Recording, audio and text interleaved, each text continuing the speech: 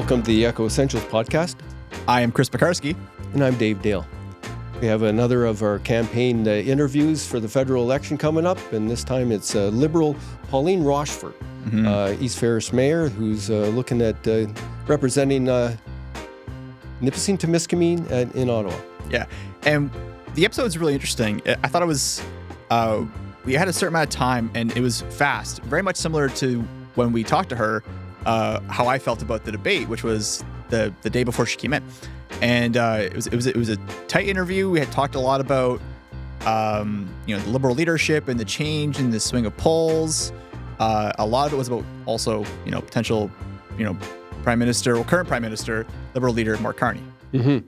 Yeah. So the real talking point right now is the Liberals are trying to convince everybody that they're not the same Liberals that they were under Trudeau and for the last 9 years, right? And you read the platform, you hear what Carney's saying. It is a different Liberal Party from what I can tell. Yeah, I would probably say the same. I think right out of the gate too, right? He came out, I remember, before the election was even called, there was that awkward period of like, is he going to call it? When's he going to call it? How much does he want to get done? How much does he not want to get done? How much does he want to hold in promise? And like, they got some stuff done. And when we asked that question in the episode about the difference between a Trudeau government and a Carney government, I thought Pauline's answer was really interesting. And I think, having those discussions is important because, if you watch the debate, if you watch a lot of the, local conversations, but the ones at the federal scale is what makes them different, right? And I think it's interesting because seeing how each of the two parties, the two potential, leading parties, Liberals and the Conservatives, they've had to change their game up a lot in the last 90 days, right? And so kind of having those conversations and seeing like, okay, well, what's different? How important is leadership? What policies are you really kind of hanging your hat on? And this is what all these conversations are meant to be, right? Is like just kind of getting to know the person, but the nitty gritty behind what connects them to the area and the party. What I was most impressed with as far as Pauline as a candidate is that her work experience is very much what you would like to see in a politician. She was involved with high levels of business development bank, right? Entrepreneurship. She's been in the big city, Montreal, representing that across the country. Her resume resonated as far as somebody who's qualified to do what she's done, is on top of being a mayor of a township for nearly 9 years, I think. It's been 9 years? Yeah. So long-term mayor, been through several elections there from her community. If that's not resume building for a politician that you can respect, I'd like to know what is. It's tricky because we talk about, this entire month of coverage, strategic voting and are you open to changing your mind, or what is the biggest thing for you? And some people will find credentials being very important. We talked about Conservative candidate Gary Keller having, a long list of very accredited Ottawa-based political experience. Yeah, exactly. And everyone has a little bit of different thing. Not everyone is going to be from a political background. But it's interesting to see how they all have come from a little bit of a different background, but yet still having their strengths in certain areas.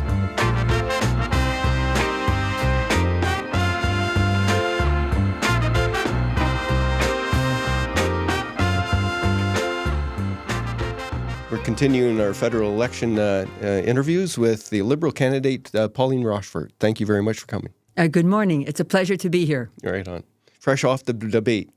Yes, so we had the debate yesterday, and so I was looking forward to continuing that discussion here today. How would you summarize that? How do you feel?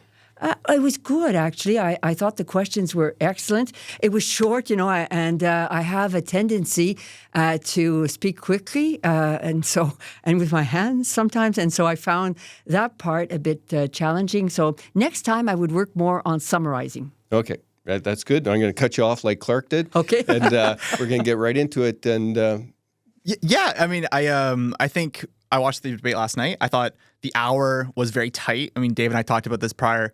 It was a very tight hour, and things were very fast moving.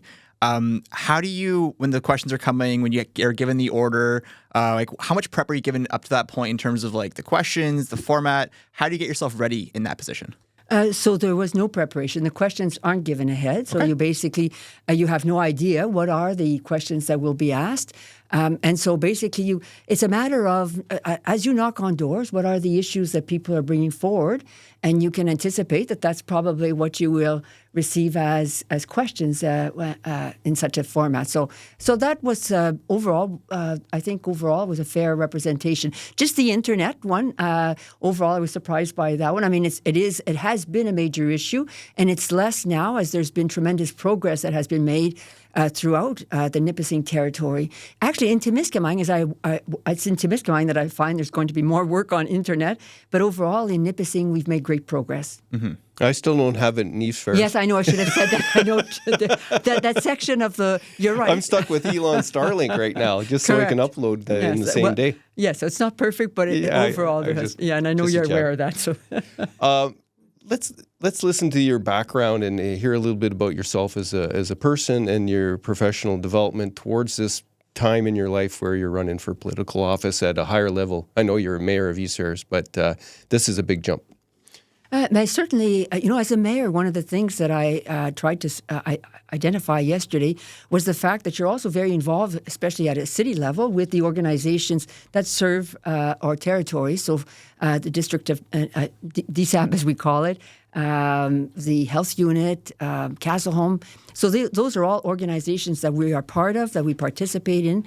At a municipal level as well, you participate in provincial organizations, regional ones like the Federation of Northern Ontario Business, Rural Ontario Municipal, the Ontario Good Roads. So there's a number of activities that you do outside of what people view as being community related.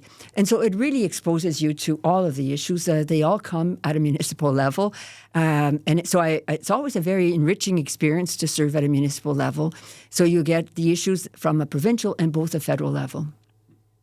There was an earlier podcast with Echo that you described your background as growing up here and your family. A little bit about that for this one. Yes. Well, yes. So as we know, we're a family from, I always call it the shores of Lake Nesponsing because my mother came from Bonfield. My father is from Astorville. So we've been a family that has been settled there for over 100 years. And myself, I went to school, primary school there, and obviously school in North Bay, École Secondaire Gonquin.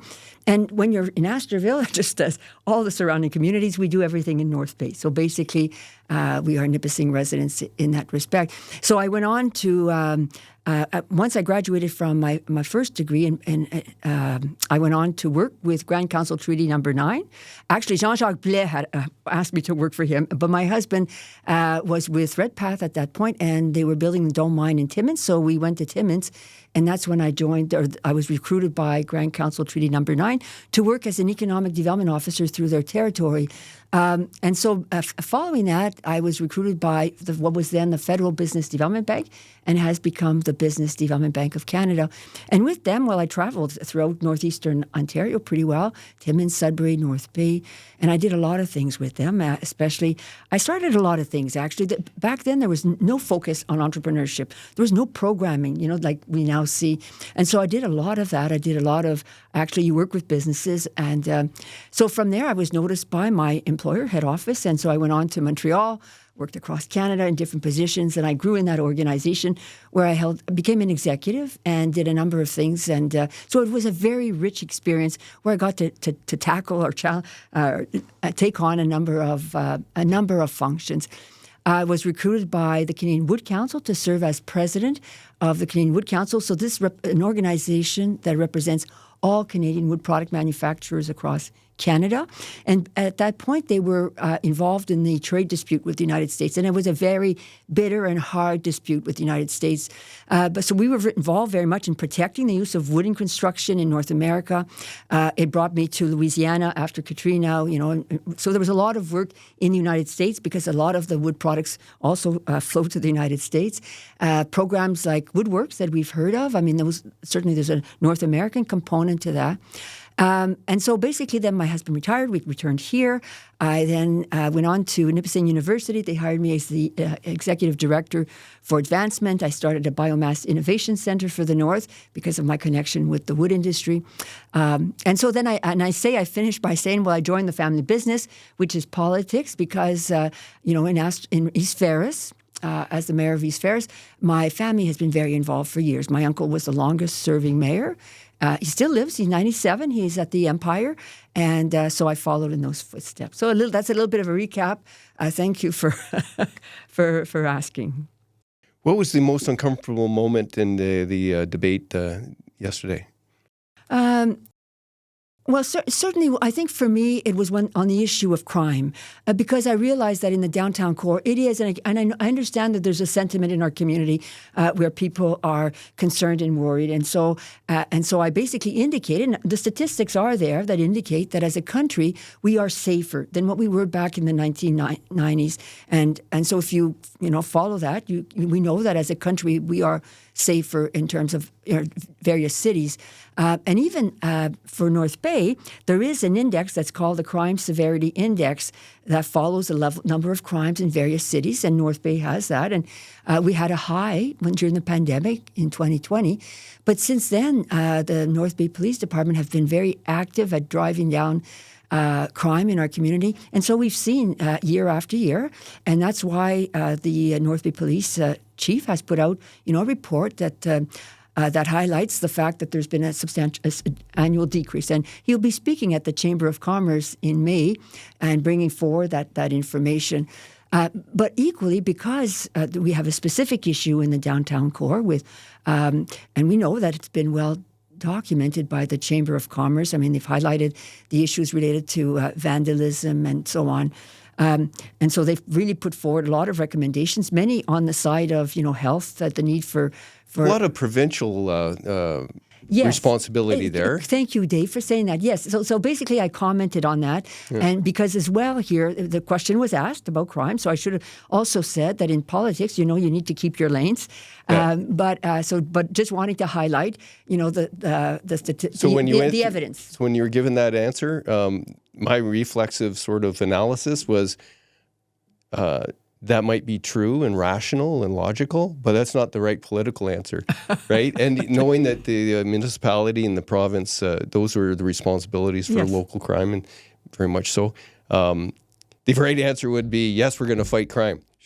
Shut up after that. Well, okay, and that brings me to a national level, which is really to your point exactly. And so thank you for mentioning that. Yeah, so overall, it's very important in politics. Each various level of government has their scope of responsibility. But for a Mark Carney government, and where the focus will be, is at a national level. So it is toughening the criminal code. As I explained yesterday, I said basically we know that under a Harper government, there had been a lot of criticism in Canada about, the level of incarceration, that maybe we had been too tough on crime during that period. And then it swung back maybe a bit too far to the other extreme. And so basically, a Mark Carney government is saying we're going to be tougher on crime. So we're going to toughen up the criminal code. We're going to put more money towards the public defender so there can be more. Who's going to build the jails and put the money in to deal with the people that you're being tough on? Because that's the reason. That's the problem. You can be tough on crime all day, but we don't have the facilities to humanely take care of it, right? And nobody wants to build jails, and those that do want to privatize them. And it's also a provincial thing, quite a bit. Federal penitentiaries are pretty packed, right? So I don't know how to deal with this, Chris. Help me out here. Yeah, I mean, I guess I could. I think you guys covered a lot of that pretty well. I kind of had a question that was a little bit different loaded in the chamber here. Yeah. So I'm going to go ahead and pitch this differently. So during last night's debate on your TV, Gary Keller often tried to draw comparisons between Trudeau and Carney, often saying, new boss, same boss, something similar to that effect. To voters or potential voters who are listening, how would you, compare or differentiate between a Trudeau government and a potential Carney government? But I can just give one very quick example. Under Trudeau government, they were, describing that from a financial perspective, we basically had a AAA credit rating, and we do, and we have the lowest debt in the G7 countries. And so that was put forward as an argument that we are in good financial position. Mark Carney has come forward, and his analysis is completely different. He said basically that since 2015, we've seen annually a 9% increase in our expenses as a country.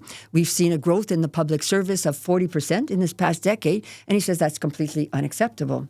And so, and then he also talked on the investment side, how as a government, we've not invested in our productivity, how we've not encouraged our business community to invest in our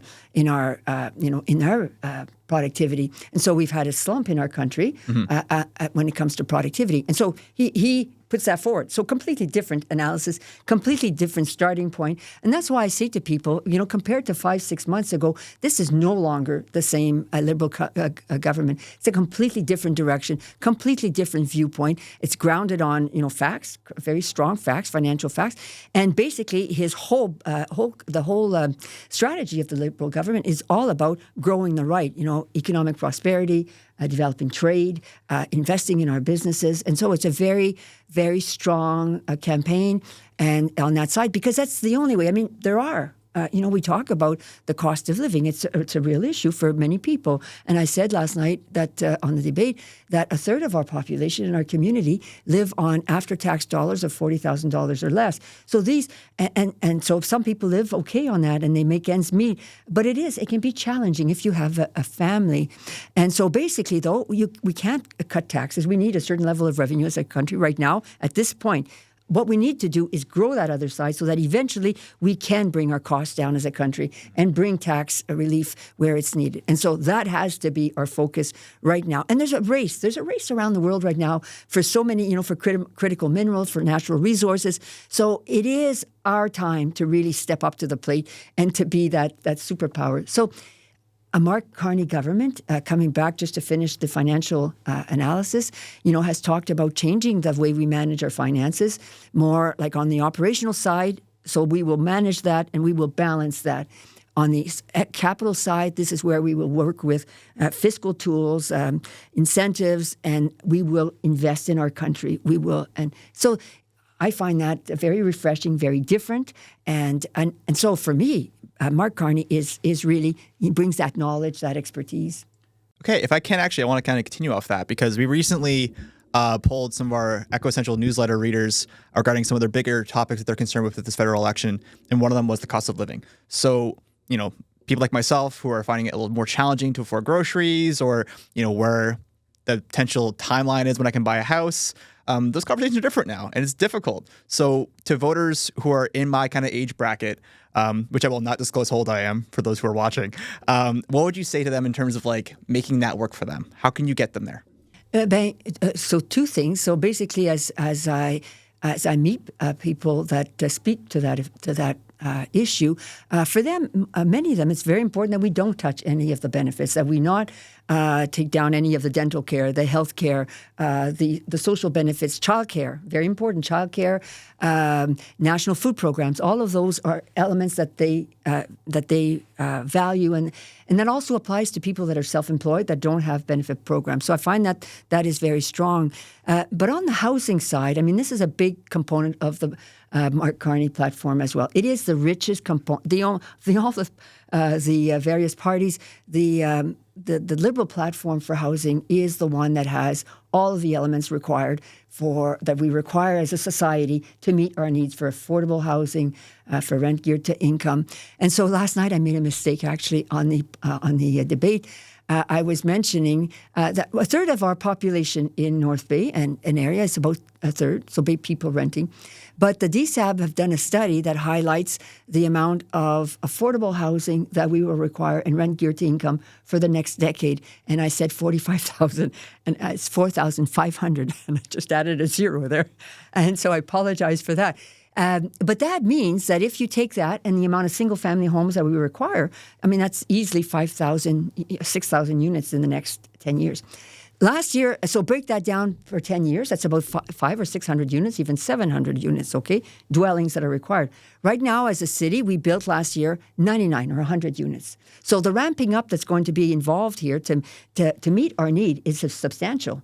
But that means a lot of construction activity, that means jobs, but that means also affordable housing. So in that program, there are funds for affordable housing, there are funds for affordable rental, there are funds for nonprofit housing, and there are funds for rent geared to income type properties. And so basically, it's a very strong program. It will involve working with contractors, incentives, and so on.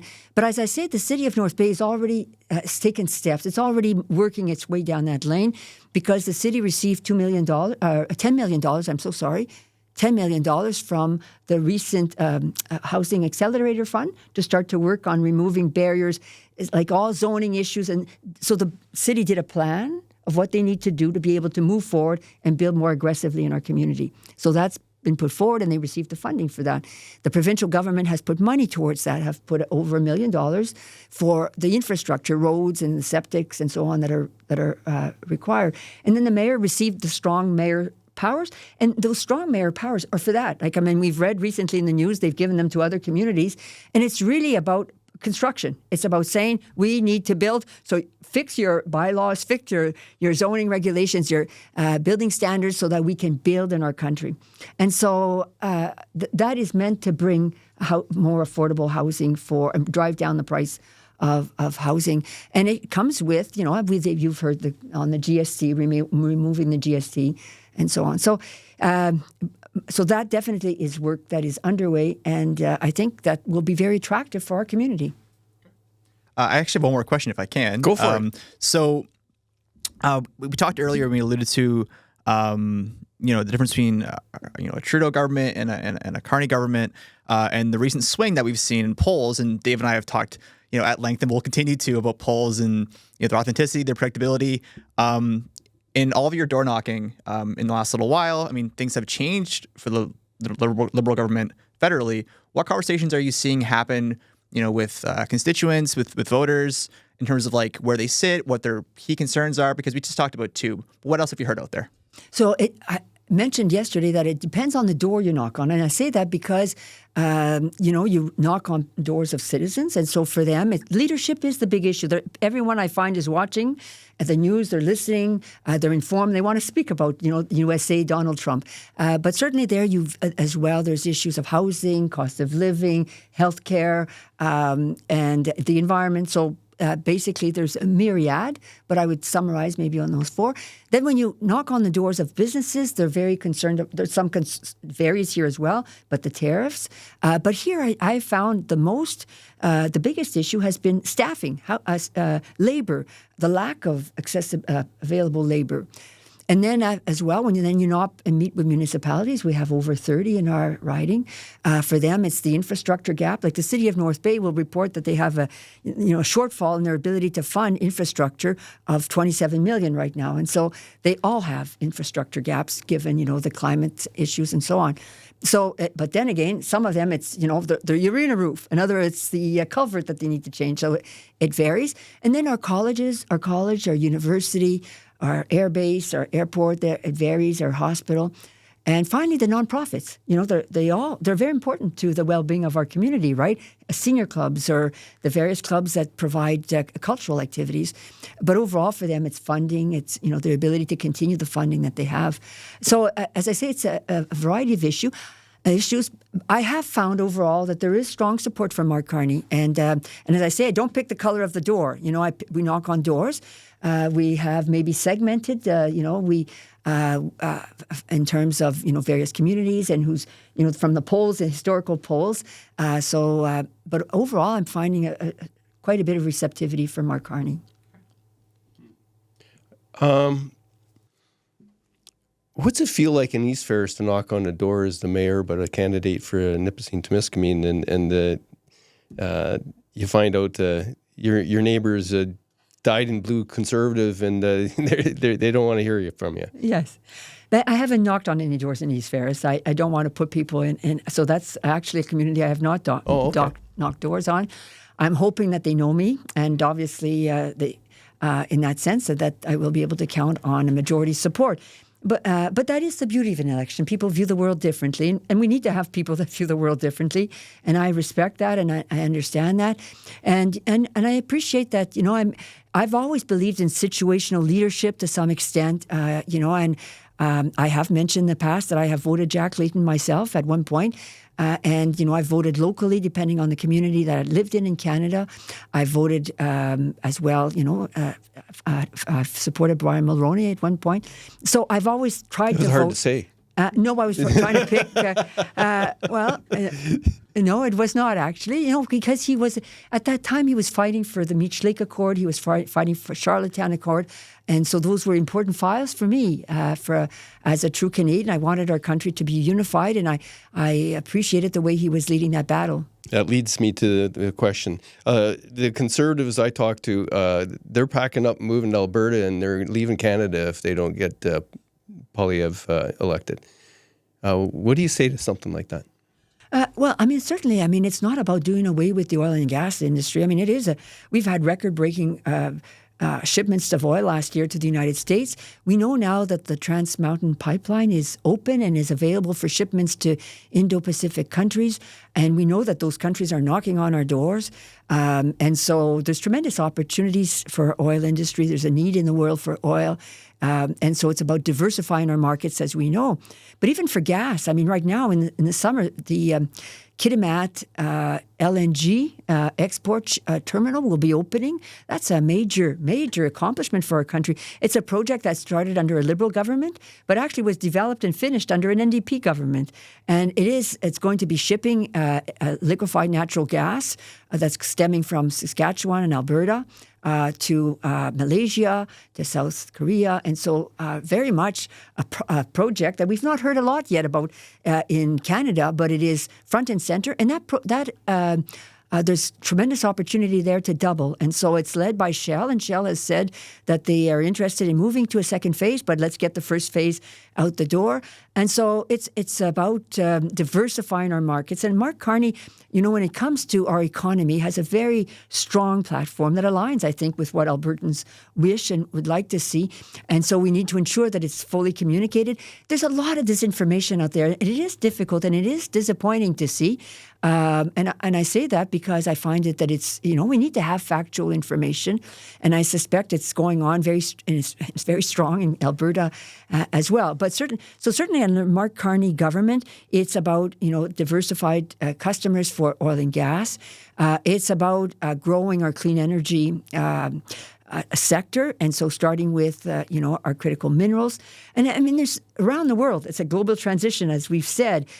Donald Trump wants our country for our critical minerals, for some of our natural resources and water, and our water, and so it is. So that is on that race. So we, certainly, Mark Carney government has a full platform on that, but also our clean and affordable hydroelectricity under a Mark Carney government. We will be working with the provinces.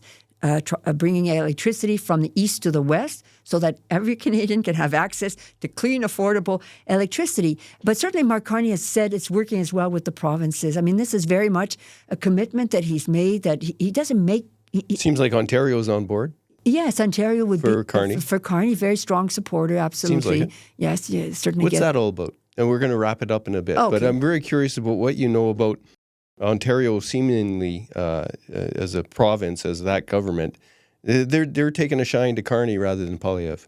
But there's been a strong alignment when it comes to the development of the whole electric vehicle, electric batteries, the development of the critical mining, mineral sector. There's been an alignment and a support, and so they have moved forward in developing that industry together, and as well with other provinces. And so I think it probably stems from that working relationship and that vision. And that is what I love about Mark Carney, that vision, a vision for our country about becoming an energy superpower. And so that is, I think, a vision that's very much shared by Doug Ford. So I think that it stems from that shared vision. Last word? For me, I think just as a North Bay, I think, having, so many familiar names in the area in terms of the the federal election. 30-year-old kind of guy. Yeah, there you go. Right? It's interesting to see how things have changed, and with 5 new faces into the game, and the game is being changed federally, internationally. It's really interesting to see how this is going to go. And so, Dave and I have always say, anyone who runs, we appreciate the effort you put forth into it. It can't be easy. It's selfless work. And thank you for coming on the show today and joining us. And thank you for it's important work. Yeah, it certainly is. Yes.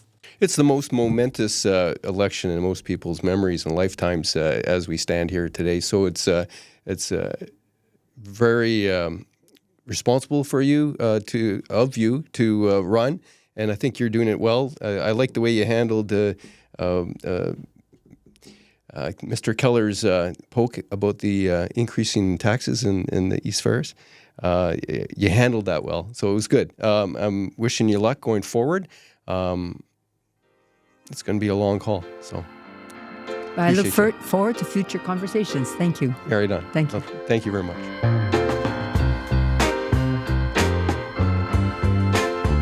Well, that's another episode of Echo Essentials podcast for the federal election.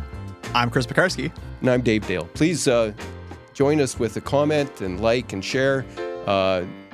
Give us your opinion. We'd like to hear what you have to say. Thank you.